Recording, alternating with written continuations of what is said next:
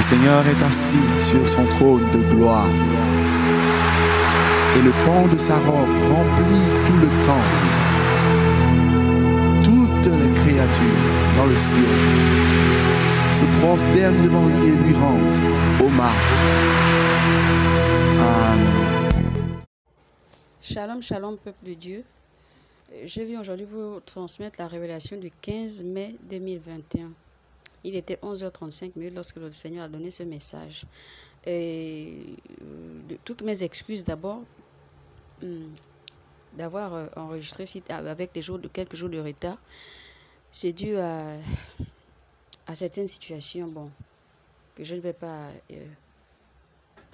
mentionner ici. Donc, le plus important, c'est que je vous livre le message. Ce n'est pas que...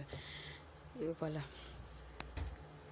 Donc, pendant que nous étions le pasteur était en train de prêcher ce matin-là, en fait, à l'heure du culte, sur la base du passage de Deutéronome 8, versets 10 à 14. Donc, nous étions encore au verset 14 lorsqu'il est en train de prêcher, bien qu'il soit allé au-delà du verset 14. Donc, pendant qu'il était en train de prêcher, alors, le Seigneur était à côté de moi, en fait, et il observait le pasteur Étienne. Après, il a commencé à parler, il me dit ceci. Ce matin, j'ai fait rentrer une femme à la maison. Ça n'a pas été facile pour elle, mais j'ai jugé bien de la laisser rentrer. C'est si difficile pour vous, les femmes, de rentrer dans mon royaume à cause de votre facilité à idolâtrer les choses. Vous passez du temps à courir derrière les choses vaines, inutiles, des choses éphémères. Il poursuit en me disant, je suis venu ce matin te parler de deux choses que Satan utilise de plus en plus en ces temps de la fin pour déstabiliser tous ceux qui ont une intimité avec moi afin qu'ils finissent leur course en enfer. Ces deux choses sont le blasphème contre le Saint-Esprit et l'idolâtrie des cœurs. Ces deux stratégies lui sont très efficaces et ça marche. Il parvient à rétrograder mes fidèles enfants. Tout ça parce qu'ils n'ont pas su veiller.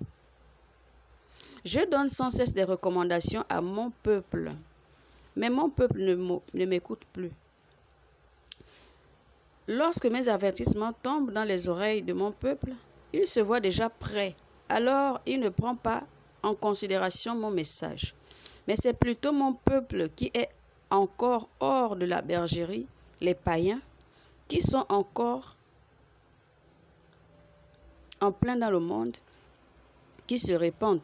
Mon Église est affectée par tout ce qu'elle voit fondre sur elle. Mon peuple a des sentiments pour les gens de la même assemblée que lui. Mais il voit les gens des autres assemblées comme des étrangers. Vous, mon peuple, vous allez de division en division, vous vous enfoncez de plus belle dans vos erreurs.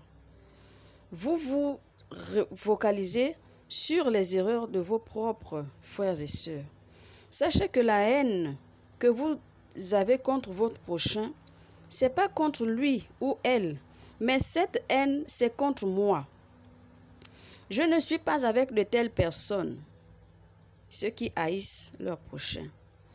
Même si vous priez et jeûnez pour me supplier de vous pardonner tant que vous avez de la haine entre vous, je ne serai jamais avec vous. Au lieu d'orienter vos batailles contre l'ennemi de vos âmes, vous les orientez entre vous-mêmes. Vous ne direz pas que vous n'avez pas été avertis. C'est pourquoi je parle tous les jours. Ne vous séduisez pas vous-même. Chacun paiera le prix de sa consécration. ôtez les idoles de vos cœurs, afin que je prenne place en vous. Soyez attentifs à moi, afin de ne pas tomber dans le piège du blasphème contre le Saint-Esprit. Revenez à moi, troupeau de ma bergerie. Convertissez-vous et soyez mes imitateurs. Ne vous conformez pas au monde et ne tombez plus dans ces pièges. Restez fidèles à moi, et je vous garderai dans ma main puissante. Je suis un Dieu jaloux, lent à la colère, compatissant. Mais n'oubliez pas que je suis la justice. Ma justice et mon amour vont de pair. Craignez-moi. Lorsque le Seigneur a fini de parler, il était 12h27. Je vous ai transmis tel que reçu.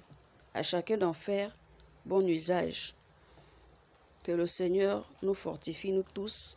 Que le Seigneur nous donne encore plus de courage en ces temps de la fin qui a des jours et des moments encore plus difficiles même que le temps passé. Je vous salue dans le précieux nom du Seigneur Jésus-Christ de Nazareth. Paix et grâce.